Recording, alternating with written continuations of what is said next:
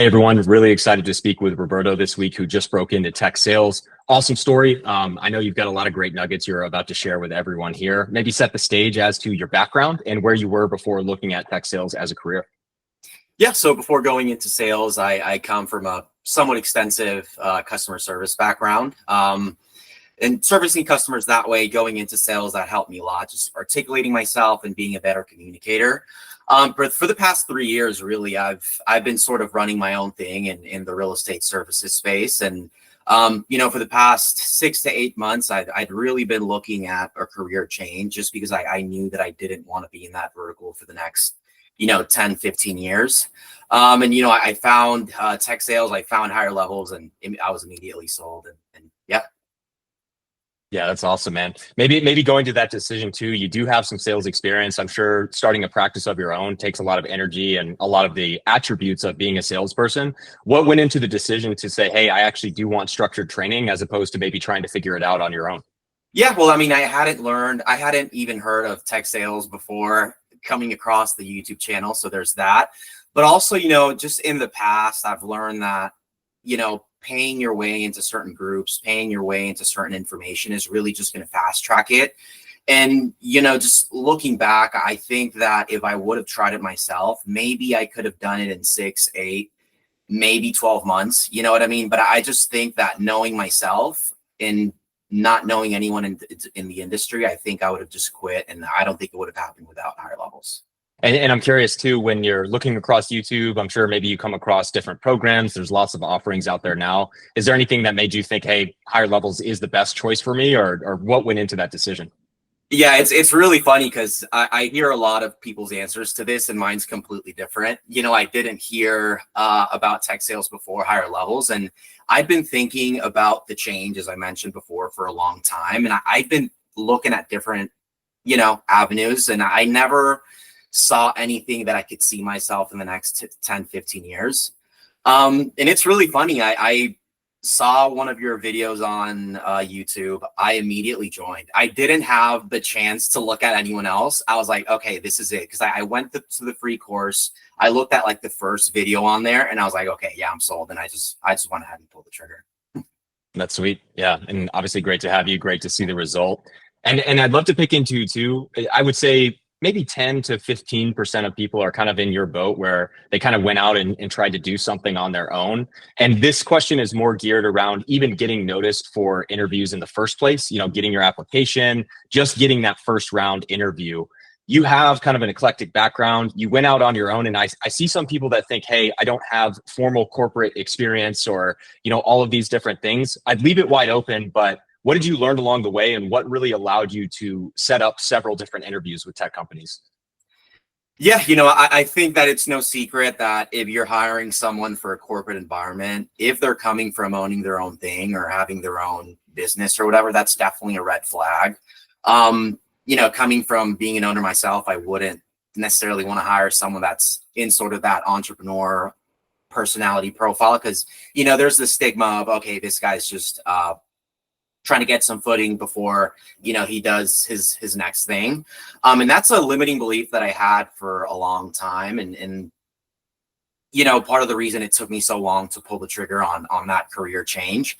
I think that in terms of, your question, being able to come from that and really land a role, it's two things. I think it's packaging it away that lets them know, hey, I've done this job before. I have the skills necessary, but also telling your story, right? My story's true. I didn't have to lie. I told the truth. I was tired of that. I think I saw that the grass isn't greener, and I know that I do better in a team. And, you just tell your story, tell a compelling story. And that's really it.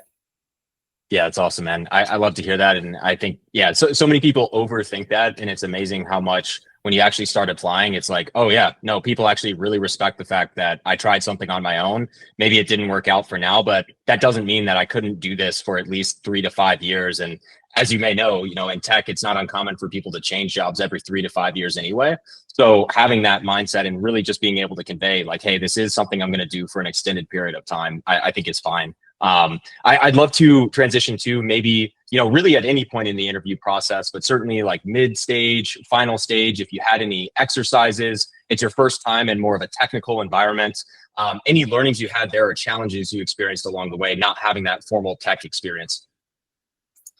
Yeah, I mean, I think you guys laid out really well in the course. I didn't get a question that wasn't in the course whatsoever. It was all in there, so it's great. And the mock ones you have are great as well.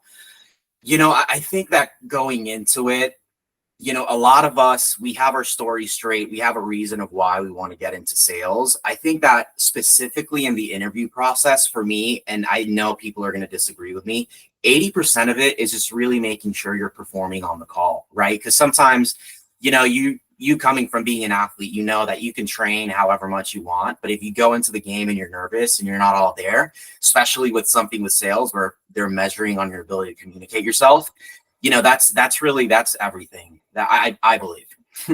Yeah, no, totally. I mean, really well said. And I mean, echoes what you and many other students have said in terms of the value of practicing, not just in your head, but like even out loud. And also why we stress the importance of, quite frankly, like getting in and failing some interviews. It's just so valuable when you experience that. And now it kind of rips the Band-Aid. And now the worst case has already happened. You're not overthinking about how do I say things perfect. It's like you just get into more of a rhythm.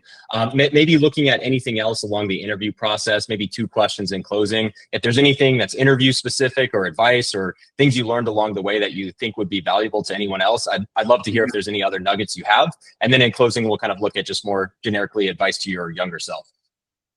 Yeah, I mean, the main thing is mastering the question, tell me about yourself, or, tell me about your background, or tell me what got you into this interview today. It's really all iterations of the same question. They're just looking at your ability to communicate why you're there, your ability to tell your story as to why you got there. And, every single other question, whatever happens in the conversation is all going to be from that answer. So I'd say, master that question, make sure you practice it, make sure you don't sound scripted, and keep it concise. Some people, your nerves get in the way, you ramble. I'd say just focus on that.